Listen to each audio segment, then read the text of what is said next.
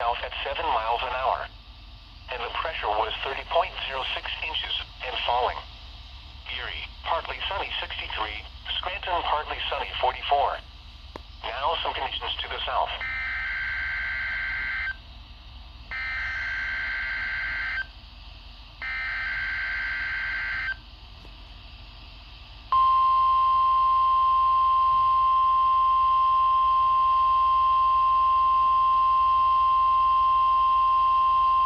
This is the National Weather Service Office in State College, Pennsylvania.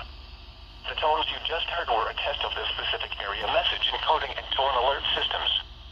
During dangerous weather events, NOAA weather radio receivers can be activated by these systems. A message with information about a watch or warning would follow. Tests of these systems are normally conducted by the National Weather Service between 11 a.m. and noon each Wednesday. If there is a threat of severe weather, the test may be postponed until the next good weather day.